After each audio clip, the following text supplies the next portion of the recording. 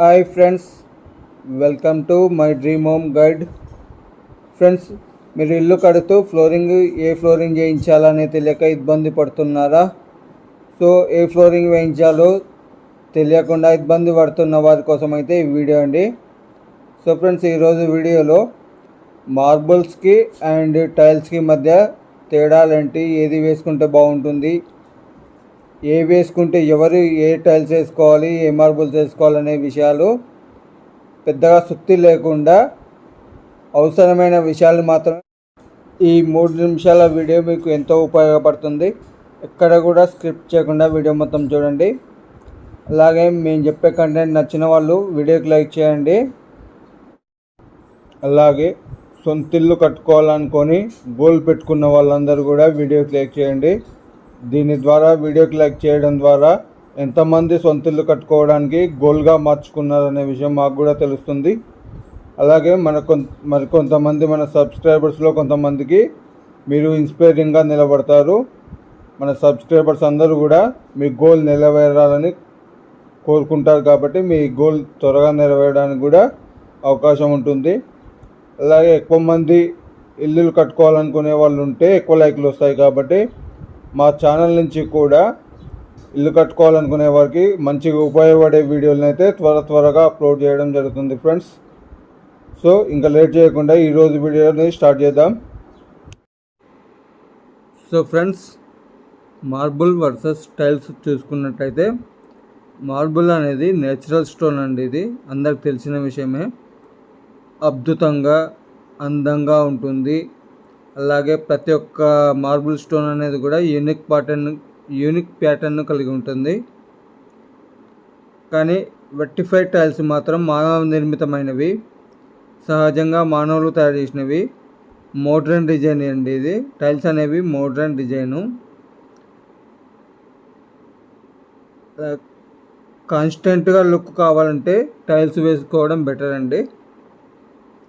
మార్బుల్స్కి అయితేనేమో ఒక్కొక్క స్టోన్ నుంచి తీసిన మార్బుల్స్కి మరొక స్టోన్కు డిజైన్ అనేది సెట్ కాదు. యూనిక్ ప్యాటర్న్స్ ఉంటాయి.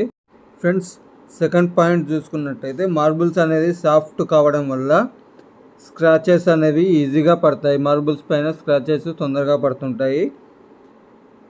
అలాగే మెయింటెనెన్స్ కూడా ఎక్కువ ఉంటుంది మార్బుల్స్కి.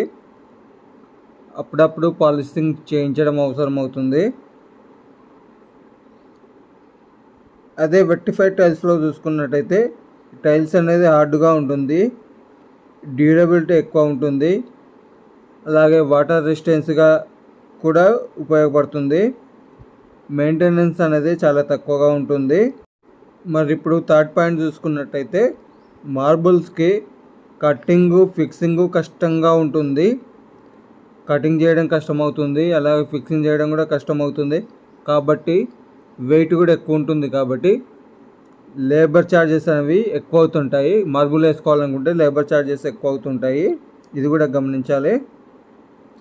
అదే వెట్టిఫైడ్ టైల్స్ అనుకోండి, ఈజీగా కటింగ్ చేసుకోవచ్చు. అవి ఎక్కువగా లేపడానికి లేబర్ ఎక్కువ అవసరం ఉండదు.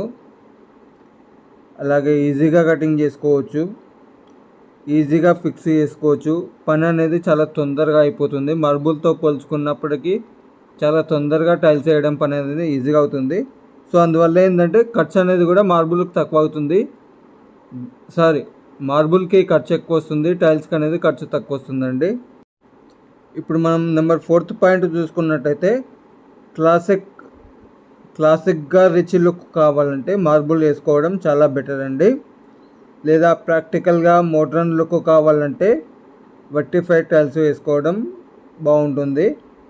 అలాగే మీ బడ్జెట్, మీ మెయింటెనెన్స్ టైము, ఈ రెండింటిని కూడా క్యాలిక్యులేట్ చేసుకొని మీ వాతావరణానికి తగ్గట్టుగా మార్బుల్ టైల్స్ అనేది మీరే డిసైడ్ చేసుకోవాల్సి ఉంటుంది.